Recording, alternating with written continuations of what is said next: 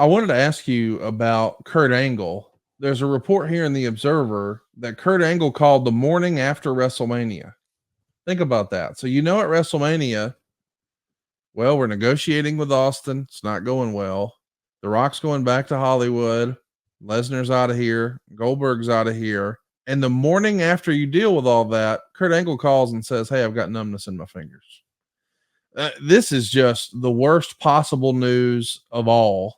And the result is going to be we have a weakened SmackDown. So we need to create a new heel because we're down. Eddie's now the new baby face, and his big monster was Brock Lesnar. Brock's out of here. So what do? We're going to create Bradshaw, and that's what we're going to get to.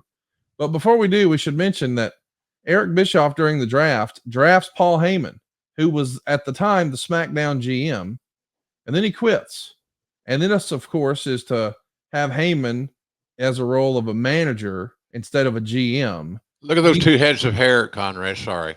Look at the difference in their lifestyles. So before and after. Yeah, Bischoff actually used a brush, and Heyman used like a washcloth or something. Do you think Paul preferred being a manager to being a GM? It seems like a no-brainer. I think the role he's in now is perfect for him. Yes, agreed. Manager, I guess, is lack of a better term. And they've refined that.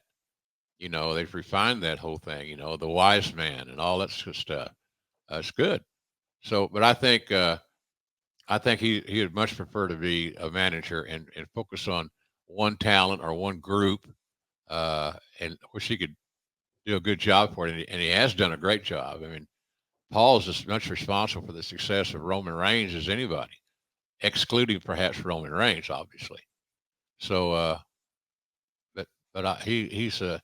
Paul has a way of making himself known, seen, heard, and he has had that for a long time. We got to talk about Kurt, because him going down means that allegedly they're going to call an audible, and Triple H is going to actually go to SmackDown. Now, before he can even work one SmackDown, he's traded back to Raw for Booker T and the Dudleys. Here's how it all goes down. Going to SmackDown will be Rene Dupree, and it's suggested in the newsletters. Maybe they'll call him the French Phenom, which was his OVW role. For whatever reason, it never really clicked for Rene. Mark Jindrak is going to be also switching around to SmackDown. And the talk at the time was we're going to give him a bigger push, and we might make Teddy Long his manager. Rob Van Dam, he's going to be going to SmackDown. Spike Dudley will be going over to SmackDown. The Dudleys, at this point, they've been in the company for 5 years. Booker T, he's obviously going to be a big star and enjoy a lot of success on SmackDown. Rico and Jackie Gata.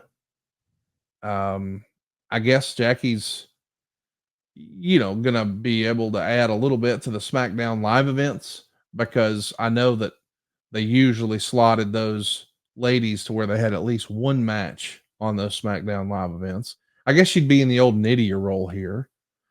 Let's talk about Rico. That's the name we haven't spent a lot of time talking about. He was so highly regarded by your old pal Jim Cornette down in OVW. Why don't you think Rico had more success in WWE? He just never found the formula to gain the confidence of the primary decision makers. I think Vince looked at Rico as above average, not great, but above average. I can tell you that if you had a locker room full of Ricos, you'd have a whole lot less problems on your touring and your locker room and all that stuff. Great guy, a lot of character. I think he's a former cop. I don't know what that means, but this came to my head. But he just never gained the confidence of the one or two people that he needed to have that happen with. But fundamentally sound, good guy. Maybe he didn't have enough to get him over the hump. Let's talk about who's going to Raw. Shelton Benjamin, he's going to come to Raw and get a win over Triple H before the next week. Hunter would basically eat him up. Nydia is going to be doing an appearance here. Chuck Palumbo, He's going to Raw as well. A-Train, who we know now as Matt Bloom, and a big deal as part of the NXT initiative. Edge, and allegedly this was planned before the lottery idea that Vince had come up with, and it's mentioned in the sheets that he's going to get a big push, which I guess you could see because he speared Bischoff on TV, and this is going to be the first real elevation, if you will, of Edge since his 2002 feud with Kurt Angle. Man, you say it all the time in traditional sports, when you've got a depth chart and some of your starters go down, whether that's Kurt Angle or that's The Rock or that's Stone Cold or Goldberg or Lesnar, man, it creates an opportunity for somebody to step up. Edge is going to do that here in a major way. No? Yeah, my eraser was working overtime. You just got to mark off guys that aren't available. You got to play with who's available and who's healthy, who's mentally healthy, who's physically healthy, and sometimes they don't coincide. And that's what you try to find, that chemistry where you can depend on somebody. They're given a place on the starting team, and they run with the ball. That's what you're always looking for. Edge obviously was well deserving and overdue for that type of positioning, because he had been known for so long, he and Christian as a tag team. So, and they can't live on the laurels. They could not live on the laurels of the TLC matches forever. And I'm not discounting. They're some of the favorite things I've ever seen. Proud the Dudleys, Edge and Christian, and the Hardys. They put themselves on the map through their innovation and their courage to try something new. And God Almighty, it was all new, and they tried everything. So, tip of the black hat to those cats. Tajiri, he's coming to Raw, a great worker, an awesome television performer, Rhino, and a damn handsome man, Conrad. Oh yeah, okay. A damn handsome man. Look at him. That's a Japanese baby face right there.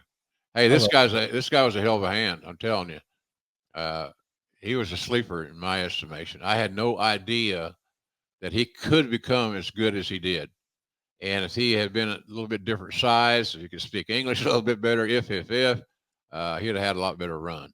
But I love watching him work. He's a great storyteller. And I know Bret Hart was very high on him. For some reason, Bret gravitated to guys like, was it Hakushi?